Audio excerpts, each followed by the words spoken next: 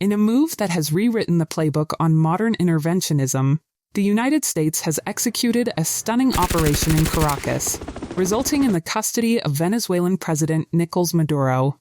This isn't just a headline, it is a geopolitical earthquake with the potential to reshape energy markets, regional stability, and the global macroeconomic order.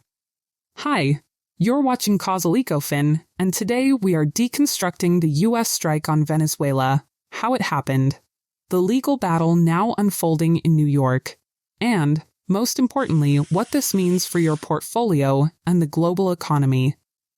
To understand the stakes, we first need to look at what Venezuela actually represents. Geologically, this nation is a titan. It sits atop the largest proven oil reserves on the planet, surpassing even Saudi Arabia, along with massive deposits of natural gas, gold, and bauxite. But politically, it has been a paradox. For over a decade, Venezuela has operated under a centralized authoritarian structure where the executive branch holds near total control over the judiciary, the military, and the state-run oil giant, PDVSA.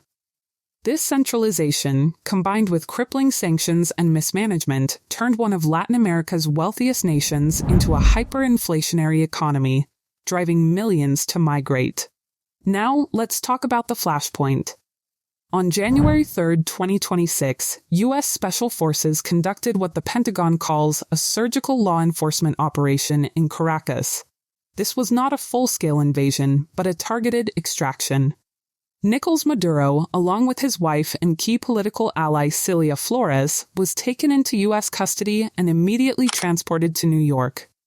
The narrative from Washington is distinct. They are not classifying this as a prisoner of war situation, but as the arrest of a fugitive. Maduro is currently being held at a federal detention facility, facing charges not of governing poorly, but of narco-terrorism, cocaine importation, and weapons possession.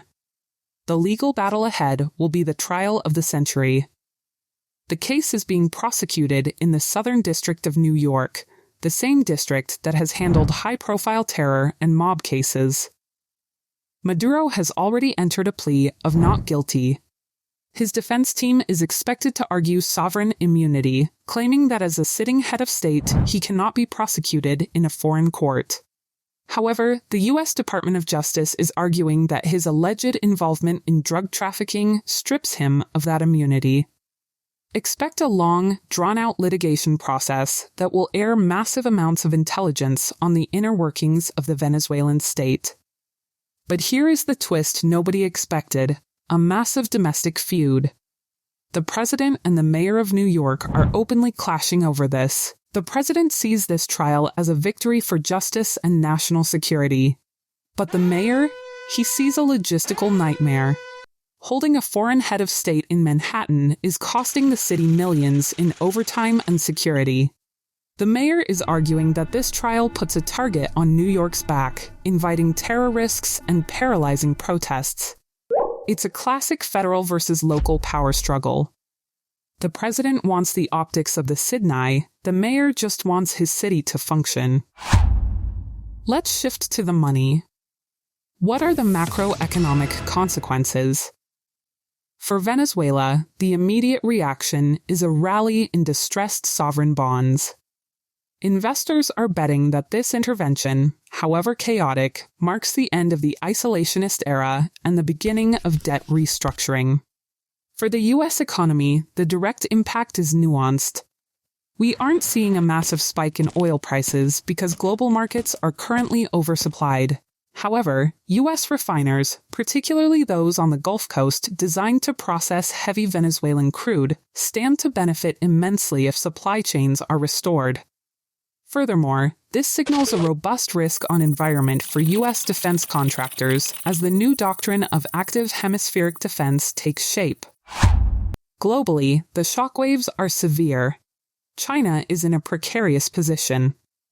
They are Venezuela's largest creditor, having loaned over $60 billion. Beijing is now scrambling to secure guarantees that a new, likely U.S.-installed transition government will honor those debts.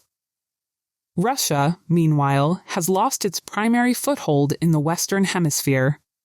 We can expect Moscow to retaliate asymmetrically, perhaps by tightening energy supplies to Europe or increasing pressure in other geopolitical theaters. Regionally, Latin America is fractured.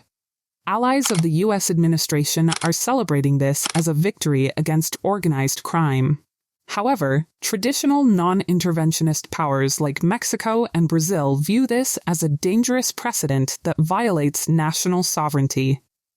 We are witnessing a polarization of the hemisphere that could disrupt trade agreements and regional cooperation for years to come. The U.S. extraction of Maduro is more than a military operation. It is a signal that the rules of global engagement are shifting. We are moving from a period of sanctions to a period of direct intervention.